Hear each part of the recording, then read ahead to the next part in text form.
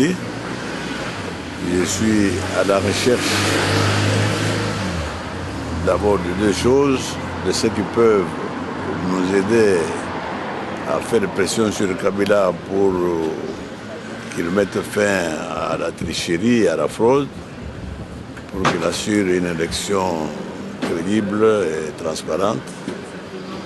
Et aussi à la recherche de ceux qui croient dans la démocratie en Afrique, pour qu'ils m'aident financièrement, pour que je puisse faire face à la campagne électorale qui s'avère assez dure dans la mesure où le Congo, c'est un sous-continent. Il me faut énormément de moyens de transport et voilà pourquoi je viens en parler aux amis et j'ai heureusement trouvé une oreille très attentive. Alors, Monsieur le Président, vous étiez récemment aux États-Unis. Il était prévu de rencontrer Vital Kamerhe. Et là, il semble que ça n'a pas eu lieu. Est-ce qu'on peut savoir pourquoi?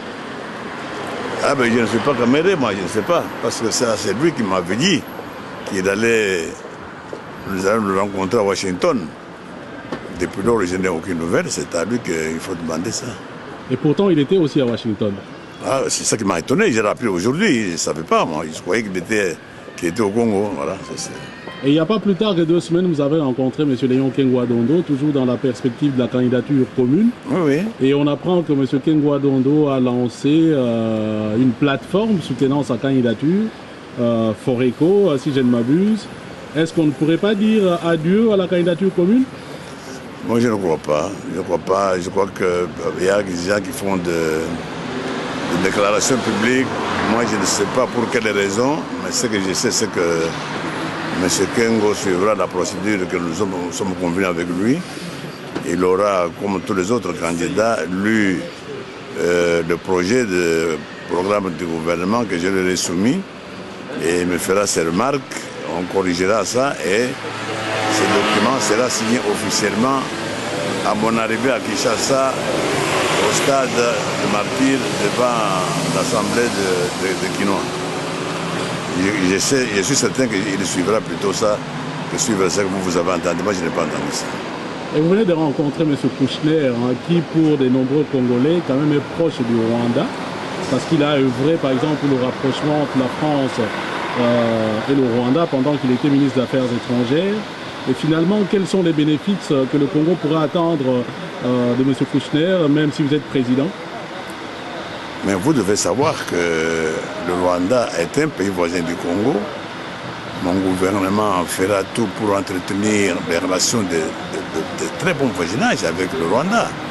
Il ne faut pas y voir au Rwanda l'ennemi du Congo. Nous allons tout faire pour entretenir avec tous les voisins, tous les 9 voisins, une diplomatie de bon voisinage. Donc il n'y a aucun problème entre nous et le Rwanda. Et d'autres estiment également que votre présence ici handicaperait votre campagne en République démocratique du Congo. Les gens souhaiteraient que vous soyez sur place. Est-ce que vous ne pensez pas que vous prenez un peu du retard alors que la période des pré-campagnes est en train de courir? Bon, je rentre dans une semaine, il n'y a pas de problème. Je vous remercie. C'est moi qui vous remercie. Je vais y passer de saluer pour l'encourager à ce qu'il maintienne le moral bon jusqu'au moment où la décision viendra de récupérer. Votre premier meeting sera au Katanga, je crois, quand vous allez retourner. Oui. Pourquoi c'est important ce premier meeting dans cette région particulière? Mais je suis invité par les autorités de l'Afrique du Sud. Après avoir répondu à cette invitation, il est normal que je rentre chez moi.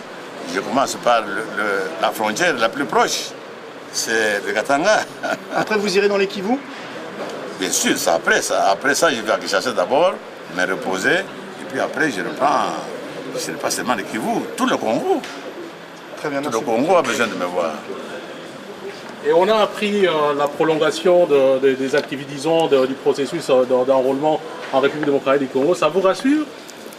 Non, mais ça me fait plaisir, c'est bien, parce que je savais que c'était trop en retard. Et ça m'aurait étonné qu'on n'ait pas prolongé ça. Je crois que c'est une très bonne chose, oui. Et si on vous demandait de faire la différence entre M. Louis Michel de 2006 et Louis Michel de 2011, quelle serait votre réponse? Mais je ne connais pas Louis Michel de 2011. Vous n'avez pas... Je connais celui de 2006. Je n'ai pas encore vu celui de 2011. Si Je le voyais, je lui parlais, je pourrais entendre ce qu'il me dirait, alors je dirais s'il a changé ou pas. Mais ce que je peux vous dire, c'est que tous ceux qui étaient parrains de M. Kabila ont honte maintenant de parler de ce régime-là. Et vous avez rencontré le secrétaire général des Nations Unies à New York. La question, c'est de savoir quel est l'important message que vous avez reçu de lui et surtout vous, qu'est-ce que vous lui avez dit le plus concrètement? Non, c'est moi qui devais lui donner le message. Le message, c'est justement pour le message que j'ai fait à tous ce qu'on appelle les décideurs internationaux, de laisser les Congolais libres parce qu'ils sont arrivés à maturité. Les laisser libres de choisir librement les leaders qu'ils veulent. Est-ce que vous allez tenter une action en justice contre les militaires qui ont déshabillé un combattant en plein boulevard à Kinshasa? Et ça, j'ai appris ça, je ne suis pas encore sûr, mais les plaintes dans ce régime ici ne servent à rien. Vous êtes au courant, j'espère que vous êtes au courant, vous avez suivi l'affaire de monsieur, donc la mort de Chabeya. Donc la justice au Congo, après avoir considéré qu'il s'agissait d'un assassinat, quand on arrive à la fin du procès, les juges disent qu'ils vont traduire, ils vont transformer ce qui était l'assassinat en homicide.